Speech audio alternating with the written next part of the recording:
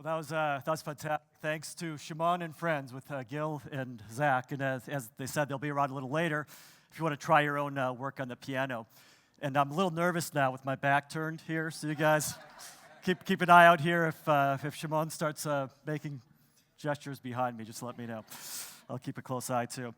Anyway, welcome to our Technology Vision 2018 event. Thanks to all of you for joining.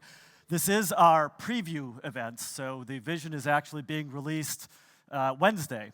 So we hope you all enjoy this preview of the vision. Feel free to tweet, post wherever you'd like on social media. Just try not to give all the secrets away, so we have a little bit left on Wednesday. But feel free to tweet, use our hashtag TechVision2018 is the hashtag. Some of you might have come for the cocktails and food and not realized why you're here. So this is indeed our Technology Vision 2018 launch event. We do this every year to talk about what's happening with technology and some of the big trends that we believe leaders need to and managers working in technology in business need to think about. So that's why we're here tonight. We're going to talk to you about our 2018 Technology Vision Report. And I'd just start by saying, what a year we've been through in 2017. I think a lot of people are just relieved that 2017 is over, and we're in a new year with everything that's happened on a lot of fronts. And one thing I talked about in the same room, we had the stage on the other side last year, I talked about the theme of our vision last year, which was technology for people. That was the theme last year, technology for people. And it was about this personal way that technology is impacting us and personal experiences. And I think that was actually a very good tee-up for the year of 2017. It was a year when we all felt a very personal experience on a lot of fronts, whether it be politics or equality or technology or whatever topic you look at. And I think that theme of technology for people really did resonate and define a lot of what happened in 2017. And I think in the same way, the theme that we're going to talk about with the vision this year, in a few minutes that I'll tell you about, I think will be a really important theme for the landscape that we're moving into in this calendar year with 2018. So let me move into and tell you a little bit about the vision. And this slide will take a second to build here, but the Accenture Technology Vision 2018. But as a prelude into it, let me talk a little bit about where we are with technology now in 2018. And you see some images come up on the screen here. So think about where we are with technology in 2018. There's some things that have become more clear to us in the past year that are now clear in 2018. I'll single out something like cloud computing. We talked a number of years ago about cloud first as a trend we saw happening with organizations moving to cloud. When you have Amazon Web Services hitting $20 billion in revenue, Microsoft at $16 billion in cloud revenue, $6 billion on Azure alone, Google at $1 billion a quarter in cloud revenue, Alibaba from China racking up $1 billion in cloud revenue, not to mention Salesforce and Workday, and then Oracle and SAP and the other companies rotating. It really is a cloud-first era that we're operating in, so that's pretty much a given. But then there's some things that are a little bit fuzzy still here in 2018. And one thing I'd say that is still pretty fuzzy to us is something we grappled with a lot in 2017 that we'll talk about more in the vision here, which is the topic of assault on truth. The assault that's happened on truth and fact that we still struggle with a good bit in society and the way we're dealing with things in business right now. Pew Research just did a survey. 65% of Americans don't know what their source of truth is. They can't identify a source of truth for things they're dealing with. 65% of Americans don't feel like they have a source for truth. That's a big issue. We had Elliot Schrag, who's the VP of Public Relations and in essence kind of a general counsel for Facebook. 3 weeks ago in Davos, he came out and said, as an illustration of that assault on truth, he said Facebook is broken, a striking thing for one of the top executives of Facebook to say. He said Facebook is broken for 3 reasons. One is we've become too good as a platform for spreading hate. 2, governments are interfering in other government affairs, and we don't have a way to properly police this. And 3, we have a product that people generally believe the more they use, the worse it is for them. Those are 3 pretty big problems that they're dealing with that get back to this at the core, some of the things like assault on truth and related issues. And that's another thing that we're still grappling with that we'll talk about in the vision and implications of that. There's other trends that came on the stage in a big way that are real in 2018. What's the thing you've heard about most in the last 12 months? AI, artificial intelligence. I would define AI. Last year I said AI, we predicted AI would be the biggest trend of the next decade and the biggest trend we've seen so far in the information age. And I think we've seen that be true as it's come on the stage. So AI, I would describe as an alpha trend that's really taking over and defining a lot of other trends that are happening out there. We've run out of human games to throw at AI to get it to beat. So it's beat checkers and chess and Go, Brick Breaker, all the games you could imagine. So we've defined new ways to test AI. One of the things you see up there is Sophia in the middle right. Sophia is the leading humanoid robot in the world. So instead of games, we threw Sophia the challenge of Twitter. And Sophia got in a Twitter war with Chrissy Teigen, if you know Chrissy Teigen, she's big in social media. And Chrissy Teigen, made fun of Sophia's makeup for some reason, made fun of the robot's makeup, and started a Twitter war that Sophia eventually beat Chrissy Teigen at. So Sophia's able to troll people and do creative things on Twitter, but which may be more complicated than Go. But Sophia was also named a citizen of Saudi Arabia this year, the first humanoid robot to be named a citizen. So Saudi Arabia made her a citizen. And I met with David Hansen, who created Sophia, and he said one of the biggest challenges they have now is the flood of marriage requests coming in for Sophia. True story. So they're programming Sophia on how to decline marriage proposals right now.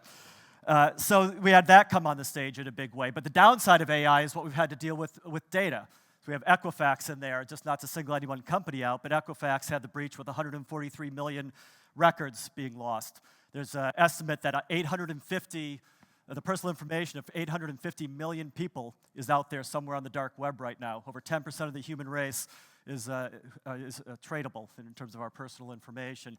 That's a big issue, and there's a lot of big issues around ownership, privacy, and other data-related issues that we will talk about in the vision that we need to address better. And then you look kind of at the future and where this is headed, and there's a few big questions in technology. Quantum computing is in the middle of this chart here. And quantum computing the question is, how real is it? How soon will it get here? We have 20-qubit computers from IBM. We have a lot of advances. And Accenture has already been doing work for clients and solving problems using quantum computing over the past year, a lot faster than I thought it would happen, to be honest.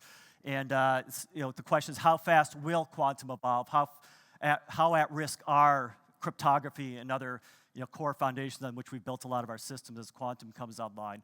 Another one is cryptocurrency, I think is in the top right as you're looking at your screen. Cryptocurrency is a big debate, are they really a monetary system or is it a commodity asset class? And how's that really playing out? What's the future of cryptocurrency? Bitcoin on its own, Bitcoin alone lost $44 billion in value in January, so the volatility of the cryptocurrency. So what's really happening with them is another issue we're grappling with. And then there's a lot of issues around biotech. You can see in the top center there, just an illustration of RNA. We're approaching an era where you can sequence the human genome, our individual genomes, for less than $100, where you can edit our DNA and RNA using CRISPR and related tools. So our human DNA becomes software. And then the question is, how does that change the world? So if that's what's happening, and that's where we are in 2018, with some things certain and some things not certain, how do you chart your course in this future? And that's what we're trying to look at with the technology vision.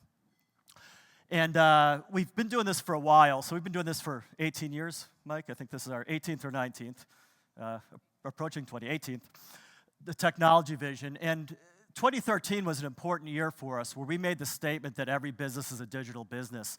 And I remember those of us that worked on the vision spent a lot of time debating and defending that vision with companies who said, no, we're not a digital business, that's for media companies or what have you. But it became accepted pretty quickly that every business was indeed a digital business, and digital transformation was the defining issue of our time.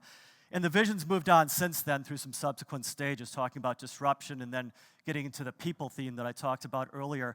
The one thing that stayed constant that's driving the vision is this inexorable evolution of technology and the economics of technology that we talked about in 2013. We said that we're going to continue to see the economics go the way they were going. Storage, compute, and networking were each individually going to asymptotically approach zero cost. That's what we were talking about in 2013, and that continues to happen, which continues to create these amazing technology advances and new technologies, powering new algorithmic capabilities like artificial intelligence, and that's really the path we're on, and where this is all leading us to. So, just to give you a sense of what we think this all means then, as you think about all these things approaching zero, we're coming from an era where technology was defined as kind of a peripheral. You had your phone, you had your PC, you had your TV, you had your iPod or Walkman before that, whatever it might have been, and technology was kind of a peripheral. And we're moving from technology being a peripheral to technology being core to our human experience. And if there's one thing to take away from kind of the foundation of our vision, it's that technology is moving to the core of human experience and what makes us human. And I think that has some fundamental shifts in how we need to think about our business, and that's the core of what we're talking about in the vision. Just as an illustration of this, what would you guess is the average hours that a child today spends in front of a screen of some sort? A day, in 24 hours. 8. It's 8.5, so some of you are the good guessers who have studied or have heard this. The average child spends 8.5 hours in front of a screen. How many of you check your phone as the last thing before you go to sleep in bed, and check the phone before you get out of bed in the morning? You're statistically underreporting. 65% of you should have raised your hand. How many of you actually sleep with the phone in your hand to make sure you don't miss a message? See, you're underreporting again. 3% of you actually do that in a self-reported survey. 3% of people admitted sleeping with their phone every night. So that's the degree to which we've become dependent on technology. The average person checks their phone, touches their phone how many times a day? 2,617. Average. If you're under 30, it's about 4,000. So that's what's happening. So technology is becoming intrinsic, core to this human experience we're having, which gets to our technology vision of intelligent enterprise unleashed. How do you run a business in a world where what you're doing is so intrinsic to what your customers are doing? And what are the implications of that? And we think there's 3 big implications. There's a big implication around innovation, another around technology, and another around truth.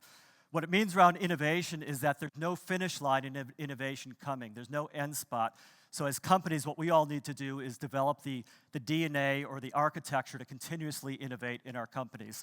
And that's one challenge we all face, and that's what defines an intelligent enterprise for the future. The second element is technology. What's the role of technology in this future? I would say that we've talked about every business is a digital business. Every company is a technology company in this world. Some just don't know it yet. Technology is defining, the future and the products and services and the experiences that all of your companies and all of our companies have out in the world. So being a technology company and as good at tech as any tech company becomes very important. And then the trust point is probably the most important theme of the vision coming out this year, which is back to that human experience point, where what we're really talking about here is a reciprocal exchange of value between a company and its customers and its partners, in a reciprocal exchange of value where a customer, a consumer, or a partner is willing to share their most intimate, private information in return for the increased value that you offer as a company. Your ability to generate trust is going to differentiate your products and services and experiences and help you grow faster. And that trust equation is a big part of what we're talking about here as we talk about redefining your company based on the company you keep. How do you redefine your relationships with your consumers, with citizens, with your employees, and with the business partners you work with? And that's at the core of what we're talking about in here. Think about one example of Amazon. So how many of you use Amazon? We're going to get a pretty good reporting sample here. Good, okay. So a lot of us use Amazon, obviously. So think about what Amazon has done. Amazon started off selling books. They developed a recommendation engine, a good early machine learning application in the 90s. And they got to know what we wanted better than we knew ourselves. So they were recommending things that we should go buy. They expanded to other categories. Now they're selling us virtually not anything, but many products, most products that we might want to buy. Then they moved beyond that to Prime to get the products into our house quickly, developing a new relationship with us. Then they had the Kindle to get the library into our hands with their device. Then they developed Alexa Echo device in our homes, so we could interact in our homes with these devices, and have Alexa listen in and talk to us when we wanted to talk to Alexa. Move beyond that to Amazon Go, checkoutless retail stores that they're piloting now, where they trust the consumer to walk in and walk out, no cashiers. Commerce is conducted seamlessly, with no friction. And then look beyond that to apartment buildings that are now building Amazon lockers into their apartment so that customers can receive their goods. And the ultimate step is Amazon Key, which is their new digital keyless entry service, so Amazon can literally place the products into your home. And they could move beyond that soon to what Alibaba and others are doing in China, which is actually putting the products onto the shelves in the right spot in your homes, which is happening, and that's the next step. Think about the degree of trust. That's one company, one example. Amazon's a pioneer, obviously, but that's where it's headed, and that ability to get that degree of trust from your customers is what we're talking about here with the vision. So let me shift gears here and talk about some of the technologies and do a flyby real quickly, and then we'll get to a panel. We'll explore this in a little bit more detail. So there's 5 trends that we're talking about this year that make up the vision that we think are the most important things for you to think about as you think about your business or your organization going forward. The first is citizen AI, and what citizen AI is talking about, the fact that AI is graduating in importance. AI is getting more important in our organizations, and citizen AI is talking about how we need to think of AI differently. AI is moving from an algorithm at the periphery of our organization into the core processes of our organization. And we need to think about things like responsible AI, how to apply AI in the right way, and think about human plus machine, which is how people and machines work together. And that's what we're talking about with citizen, with the trends with citizen AI. And you see profound examples of companies thinking differently because of AI. So Audi, with their A8 in 2019, where they're going to enable their self-driving feature in the A8, is assuming complete liability for any accidents caused by the self-driving feature. Very different thing for Audi to do, very different liability for them to take on because of the way that they need to build a relationship and trust, to get their product into the market. On this human plus machine front, think about Harvard and what what they've done in the recent study they've done, where AI has gotten pretty good at breast cancer tumor detection, 92% accuracy. Turns out the doctors can still hit 96%. But when you give the algorithm to the doctor, together they do 99.5% accuracy. And in profession after profession, it's not about the human or the machine, it's about how the human and the machine come together to give better results. And that's what we're talking about with citizen AI and the new roles there. Extended reality talks about the end of distance. We saw a lot of examples of extended reality here. Hopefully you've had a chance to experience some of it. Talk about virtual reality, mixed reality, augmented reality, gesture-based interfaces, and the like. And this is really about the end of distance, because you can bring people together no matter where they are in the world instantaneously. You can bring information to people wherever they are, and you can bring experiences to people wherever they are. The example I like to talk about that we highlight in the vision is Walmart, who for Black Friday used Oculus and a mixed reality experience to give their store managers a simulation of their store with different situations happening, a crisis here, unexpected incident there, different volume here, so that they could anticipate the chaos and the pressure of Black Friday before they had to deal with it in real time and train their workers in that respect. That's an example of bringing the experience to the people when they need it, and there's tremendous potential to apply the technology in that way. Data veracity is a particularly important one. We talked about data and the challenges with data, and this is the one that's probably one of the hardest for all of us to deal with in our organizations. And this is dealing with privacy, which I talked about a little bit earlier, ownership, and the battle for ownership of data across companies, across industries. And it's also talking about bias and how we need to look at bias in data. A good example of the bias issue is there's a study that was done recently by a research organization that looked at the computer vision algorithms, or the facial recognition algorithms, of the major providers of facial recognition APIs.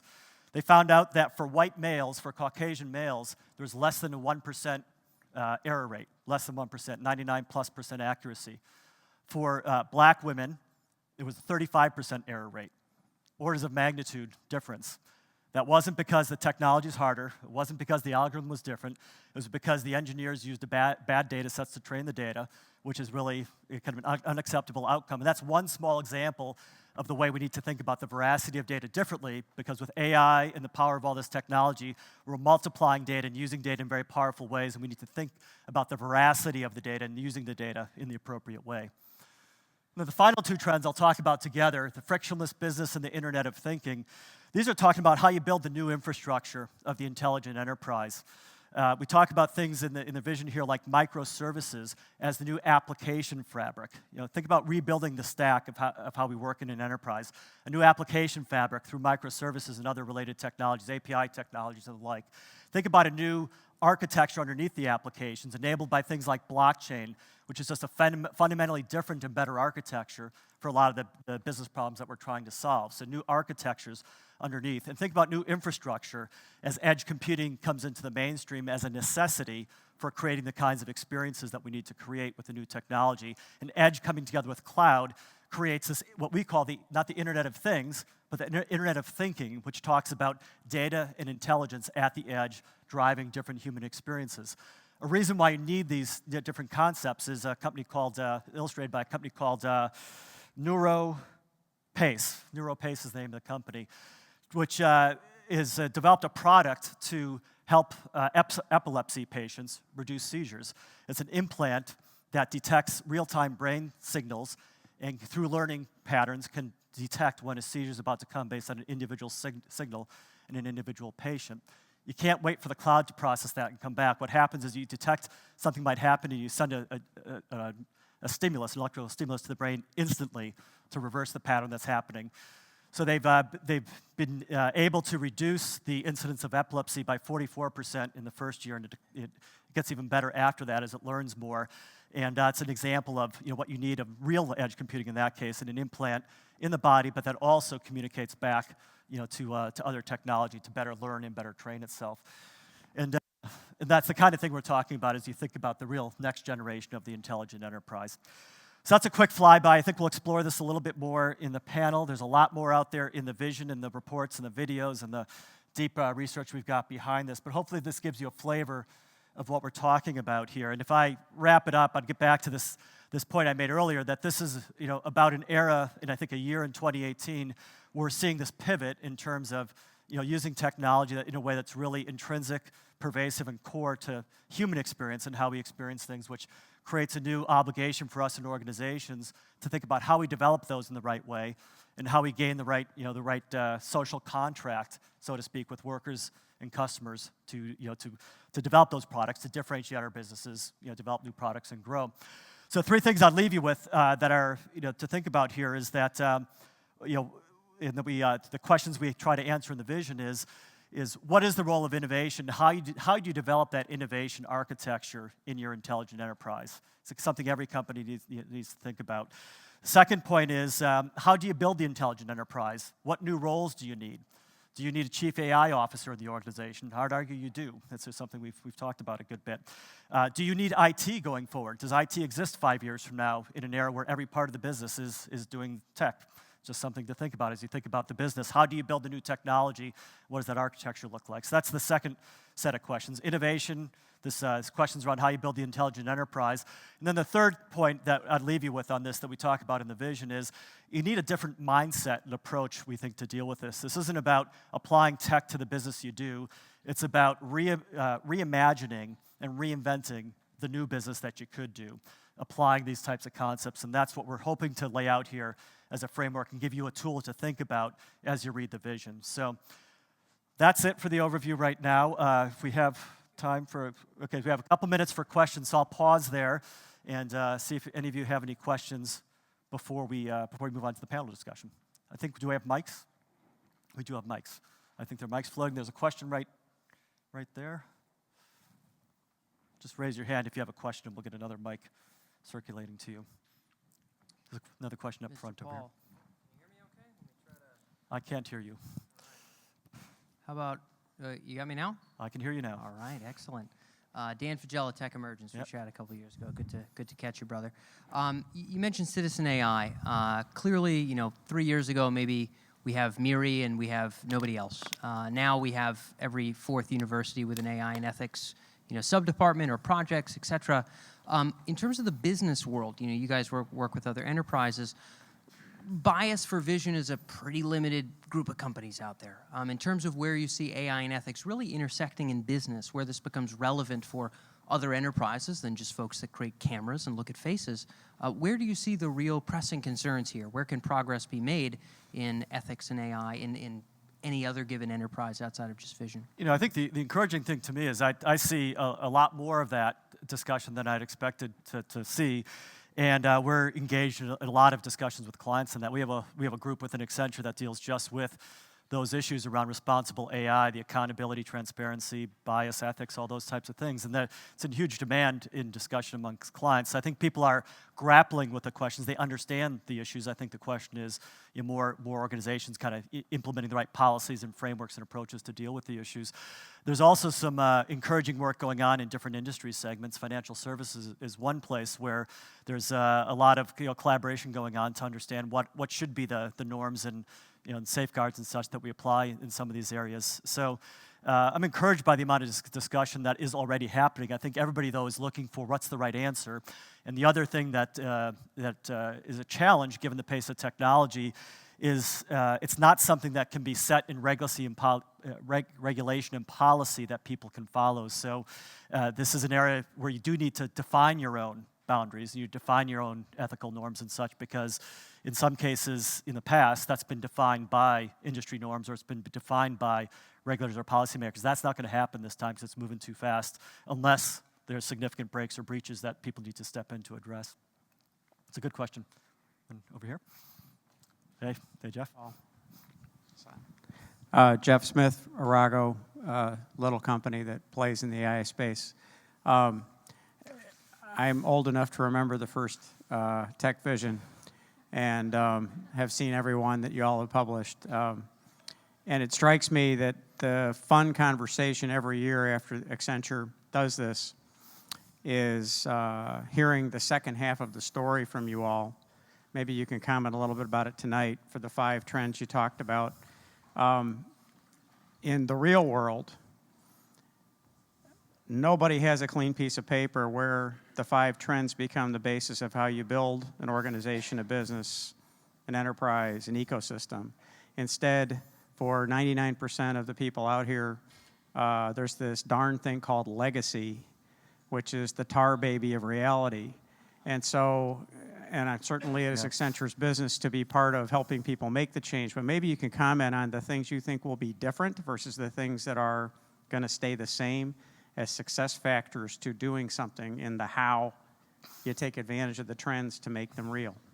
Yeah, it's a good question. It's something we think about an awful lot, and it's a big area of our business is actually helping companies navigate that transition. So I guess I'd say in general terms that it's about getting the right balance. There's a concept that Omar Abash and I, our Chief Strategy Officer, work on a lot called digital decoupling, which is what we believe is the approach you need to use because it's an investment question as well as a technology question, is how do you look at the right approaches to free up the right amount of investment to invest in the new areas while you also maintain the legacy that you have. So there's no easy answers. There's some more promising approaches in terms of using some of the new technologies like microservices to surround legacy systems and add flexibility, and some of the new techniques around applying data and data lakes and things to extract the data out and leverage the data in new ways. So I think each generation of technology opens up new possibilities to answer that question, but we're always left with the result that you're left with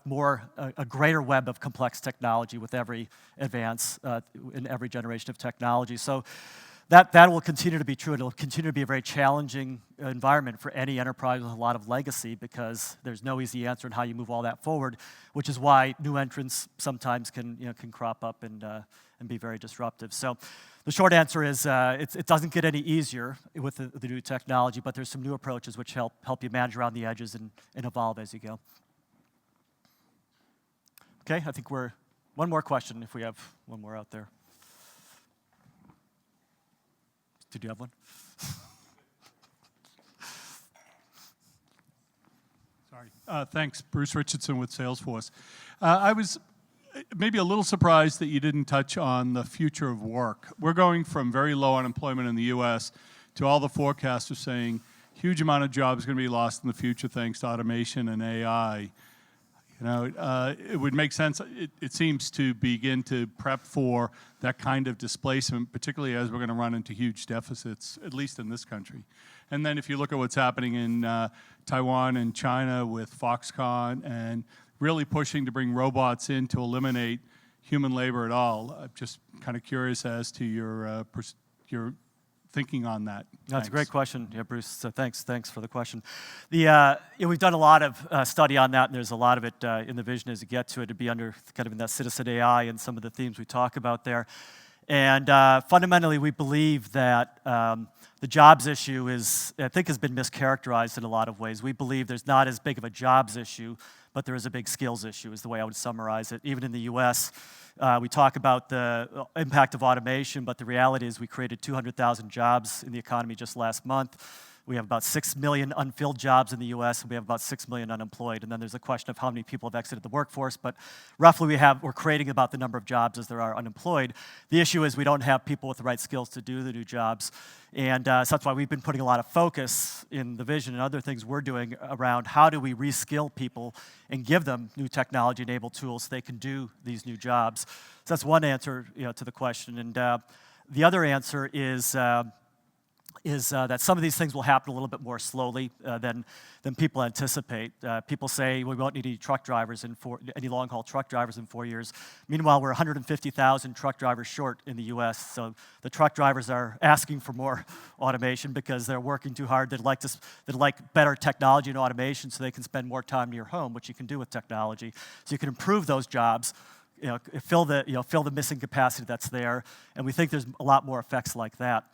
Dara from Uber spoke in Davos a few weeks ago was asked the same question. And his comment was, even if you assume 70 to 80% autonomous driving in 10 years in the territory Uber covers, so 70 to 80%, which is an aggressive estimate for 10 years, they would still double their driver base, double their human driver base because of the dynamics of the business, the way it works, and the shift to the shared economy. So that'd be the way I'd answer the question. We believe technology and the disruption and the innovation will continue to create jobs. You can see the jobs you're going to lose. You can't see the jobs you're going to create. There's industries we're going to create, particularly in care professions, which have a real human need that we believe will create the opportunity. The big challenge we all have is, can we prepare the people fast enough, and will there be people left behind in the transition? That's a real concern, a real worry we've got, and I think there needs to be more done on that. The final stat I'll leave you with is, we did a report called Future Workforce, and we did a survey of executives globally, thousands of executives globally. Over 50% believe their workforce wasn't prepared for AI, over 50% of executives. Only 3% were increasing their training investment. So if you believe your employees aren't prepared and you're not increasing your training, then we have a gap in really preparing people, and that's what we believe the real problem is rather than the jobs itself. So with that, thank you for the time. Hopefully the robot behind me has cooperated for the whole talk. And with that, I'll welcome Mike up on the stage. And Mike, you're going to introduce the panel, and we're going to get into some deeper discussion on this.